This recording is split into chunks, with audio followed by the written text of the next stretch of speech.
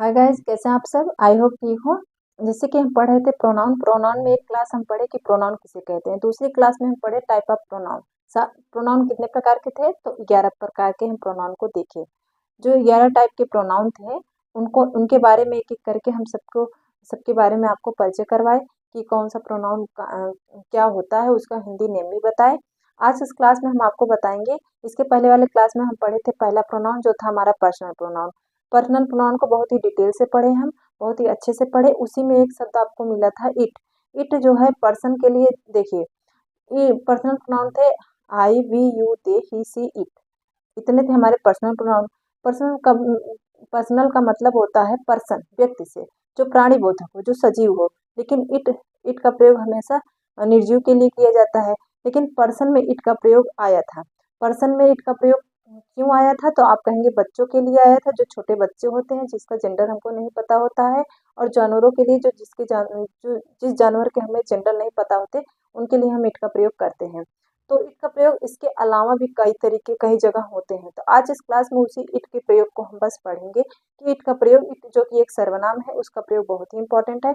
हम 8 तरीके से इट का प्रयोग करते हैं। तो वही आज 8 तरीका हम देखेंगे। 8 रूल समझ लीजिए, 8 पॉइंट समझ लीजिए कि कहाँ कहाँ पर हम इट का प्रयोग करते हैं। तो चलिए शुरू करते हैं आज की यह क्लास। देखिए, personal pronoun it, sorry, pronoun हम पढ़ रहे थे। प्रोनाउन में पर्सनल प्रोनाउन हमको मिला था इट। इट का प्रयोग हम दो तो वहाँ पढ़ लिए थे, लेकिन यहाँ पर हम पूरा इट का प्रयोग पढ़ेंगे। यहाँ पर पहला है, देखिए पहला प्रयोग है। इट का प्रयोग कहाँ करते हैं? निर्जीव वस्तुओं के लिए। कहाँ? निर्जीव वस्तुओं के लिए। जो निर्जीव वस्तुएं हैं, नॉन लिविंग थिंग्स हैं, उनके लिए हम इट का प्रयोग करते हैं। देखिए जैसे लिखा गया है, यह आपकी पुस्तक है, इसे ले जाओ। तो आप क्या करेंगे? इसके लिए पुस्तक क्या है? पुस्तक निर्जीव है, तो उसके लिए हम इट का प्रयोग देखिए कैसे करते हैं। करने का तरीका भी देखिए, नहीं तो आप गलत कर देंगे। ऐसे आप लिखेंगे, हियर इज योर बुक, यह आपकी पुस्तक है, टेक इट अवे, इसे आप ले जाओ। यहाँ पर देखिए इट का प्रयोग हम किए, किसके लिए? इसे आप ले जाओ।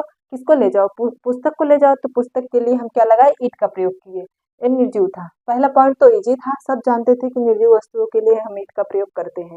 लेकिन देखिए दूसरा पॉइंट कहता है जानवरों के लिए। अब यहाँ पर देख लीजिए, पहला कह रहा है निर्जीव के लिए प्रयोग होगा, दूसरा कह रहा है जानवरों के लिए। लेकिन जानवरों के लिए कहाँ होगा? तो जिसका जेंडर आपको ना पता हो, आपको ये ना पता हो कि मेल है फीमेल है। जैसे हम एक एग्जाम्पल आपको देना चाहते हैं। जैसे अगर कैट लिखा गया है, कैट लिखा गया है, कैट एक जानवर है। कैट क्या है? जानवर है। इसका हमें जेंडर ना पता हो कि मेल है फीमेल है, तो आप इसके लिए इसका प्रयोग करेंगे, इट का प्रयोग करेंगे।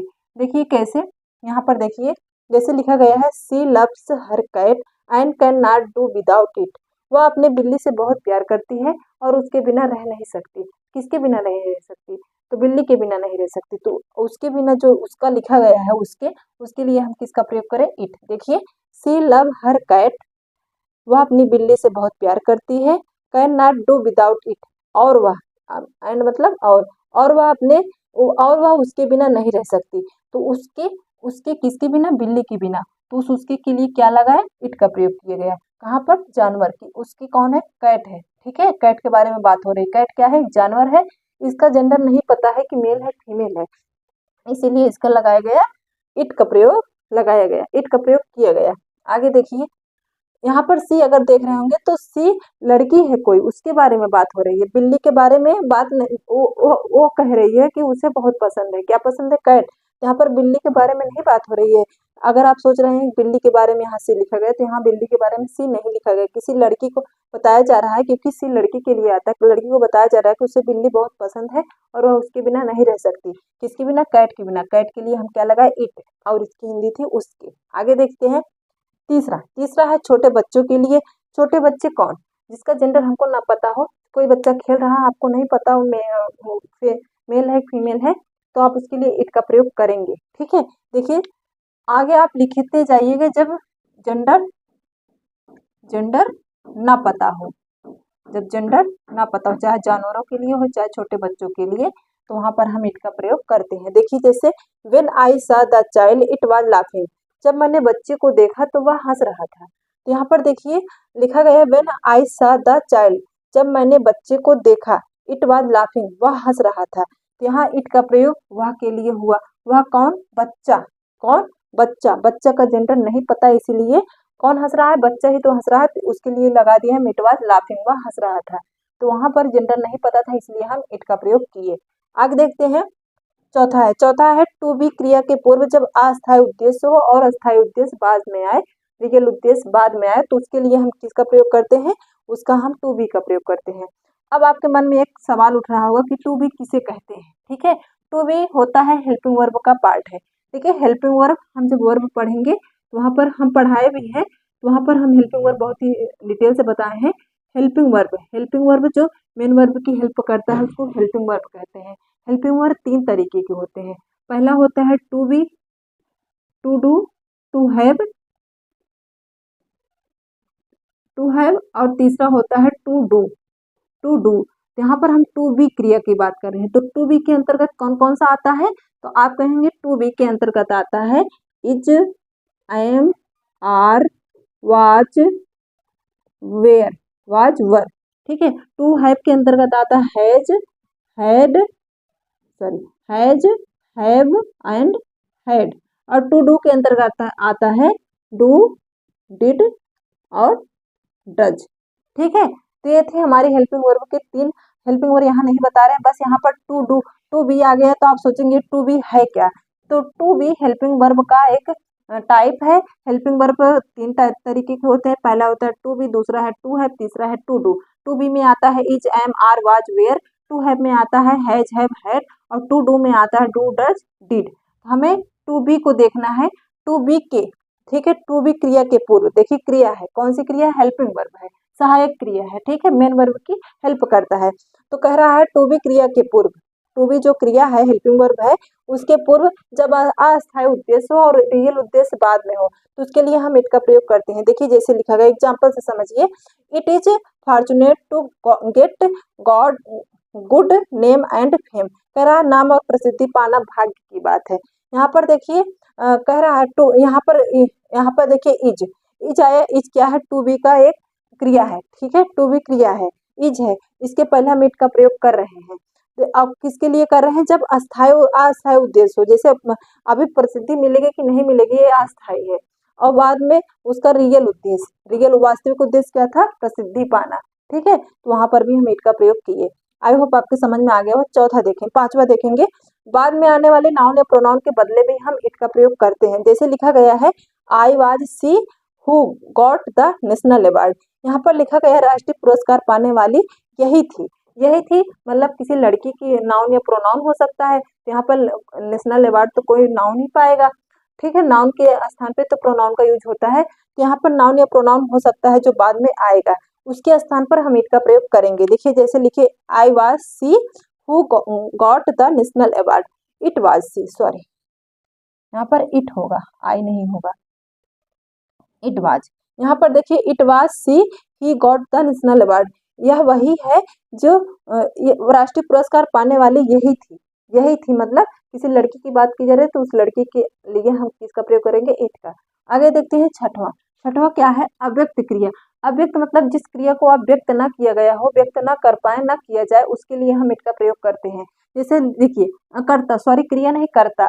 अब जो काम करने वाला हो, अगर सेंटेंस में उसका व्यक्त ना किया गया हो तो उसके स्थान पर इट का प्रयोग करते हैं। जैसे देखिए पानी बरसता है, कौन बरसा रहा है, पता नहीं, तो वहां हम क्या लगाएंगे, इट का। देखिए अगर पानी बरसता है लिखना है तो आप कहेंगे इट रेन्स, तो कर्ता के रूप में इट का प्रयोग करेंगे। जहां पर कर्ता नहीं है, व्यक्त नहीं किया गया है कर्ता, वहां पर कर्ता के रूप में हम इट का प्रयोग करेंगे। देखिए इट रेन्स, पानी बरसता है। दूसरा है इट स्नोस, बर्फ गिरती है।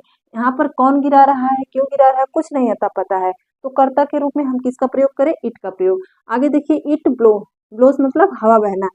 इट ब्लोस हवा बहती है, बहने वाला, बहना, जो बहवा रहा है उसका नहीं आता पता है, कर्ता का आता पता नहीं है, तो हम क्या लगाएंगे, इट। आगे देखिए इट थाउजेंड है। ठीक है, थाउजेंड, बादल गरजता है।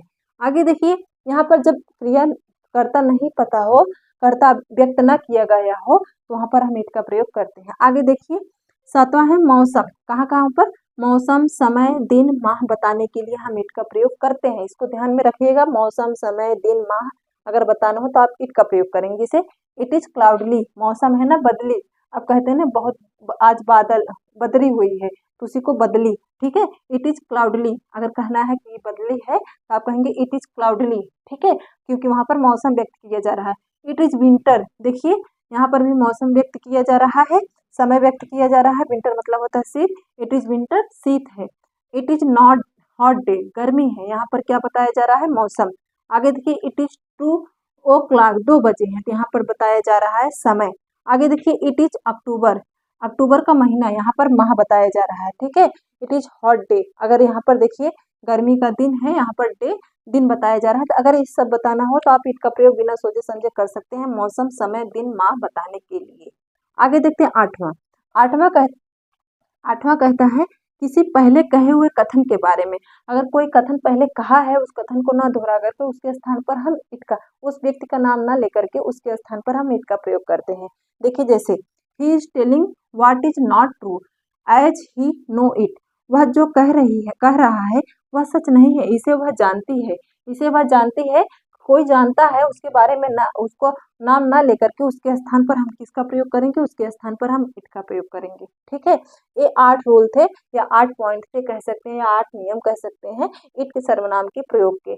आप तो जब हम पढ़ रहे थे पर्सनल प्रोनाउन 2 बताए थे कि इट का प्रयोग कहाँ होता है, पहला छोटे बच्चों के लिए, दूसरा जानवरों के लिए, कब, जब उसका जेंडर न पता हो। उसके बाद इट का प्रयोग हम कहाँ बताए, इट का प्रयोग हम बताए कि उसके अलावा होता है निर्जीव वस्तुओं के लिए, जानवरों के लिए, छोटे बच्चों के लिए।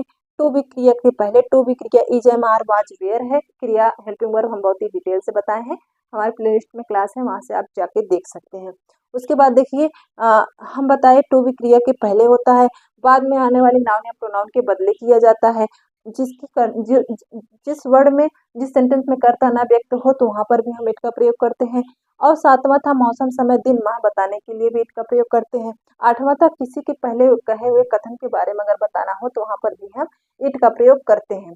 इट का प्रयोग बहुत ही इंपॉर्टेंट था, इट का प्रयोग आप समझ जाइए, अगर नहीं समझेंगे तो आपको लिए बहुत दिक्कत हो जाएगी, आगे आप कुछ भी पढ़ेंगे तो समझ में नहीं आने वाला है। आई होप आपके समझ में आया हो।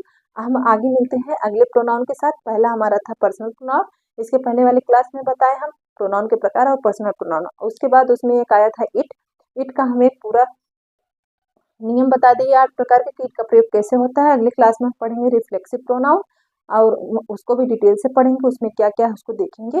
चलिए आप पढ़ते रहिए और वीडियो को लास्ट तक जरूर देखिएगा, 1 से 2 बार रिवीजन करने के लिए आप देख लीजिएगा तो आपको सारी चीज़ें अच्छे से समझ में आ जाएगी।